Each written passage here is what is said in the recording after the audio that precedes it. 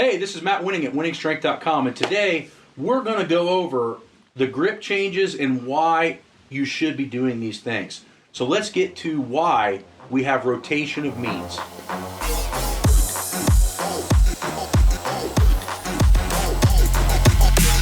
Okay, so in rotation of means, the real trick and key is to reduce mileage. So if we use a fat handle and then we use something that's a hammer grip and then something that's a 45 and then something that's similar to a straight bar and then maybe even something that's upside down grip or supinated grip, what you're going to find is that it might be a little bit different, but it's just different enough to reduce mileage on the body. And that's the real trick to rotating training. So you'll see in a lot of the videos that we post, and a lot of the YouTube videos, and a lot of the manuals that you get on the website, you'll hit very similar muscles, but you're going to hit them in different ways and angles constantly.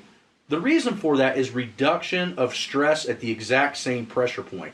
So if I do a rope push downs one week, then the next week I do a V-bar, then next week I do an easy curl bar wider, and then the next week I do something supinated, I'm still hitting the tricep push down in the same particular fashion, but because I've changed wrist positioning and I've changed the positioning of the movement, it's actually doing a couple of things. One, it's keeping my elbow fresh.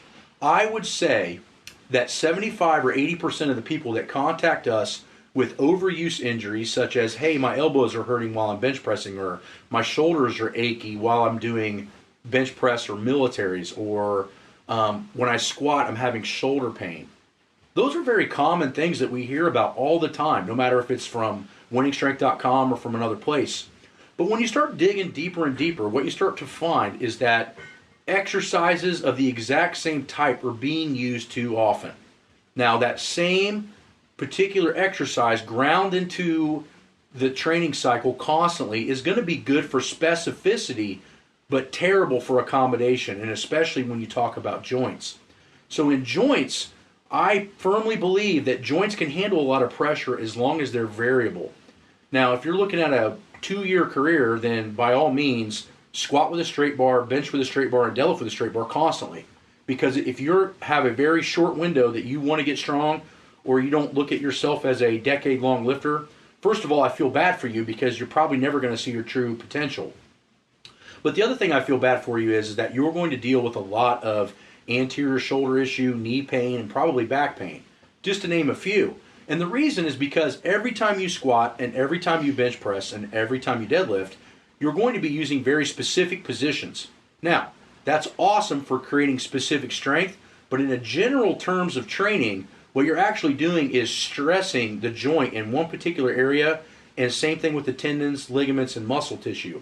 Now, that is the real reason why conjugate system in the right hands is a great wielded sword, because it allows you to train very hard all year round without having to back down due to overuse injuries.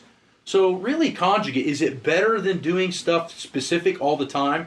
And my answer to you guys is no, but there is a huge advantage to it, and that is long-term training effects and mileage reduction.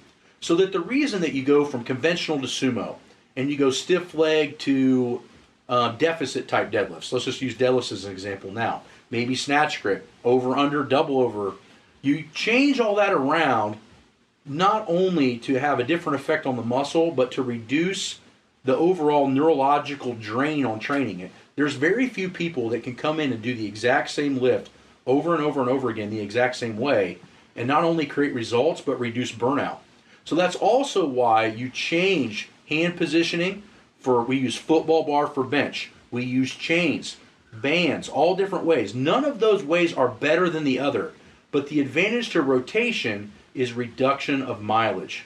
So remember, when you guys are training, train the muscles that you need to train, which if you've been watching these videos, it should be your weaknesses. You should be attacking your weaknesses. You should be always focusing on posture and posterior chain, right? Everything we do in life is anterior based. So if you're wanting to be a great bench presser, which most of us are, then you need to have a very strong back. You can even look at some of Julius Maddox's, one of my great friends' YouTube channels and his posts, and he'll talk all the time about training his back insanely hard. He bench presses 775 raw. Now the point is that you have to stay healthy in order to stay strong.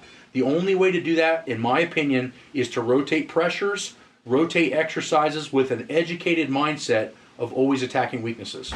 So if you like this video, please go watch the other videos, because a lot of the things and tips that I'm talking about, they are also listed in different ways and different areas in the other YouTube videos. And remember, on Instagram, every Wednesday at 6:30 p.m. Eastern is Winning Wednesday, where we answer questions for absolutely free.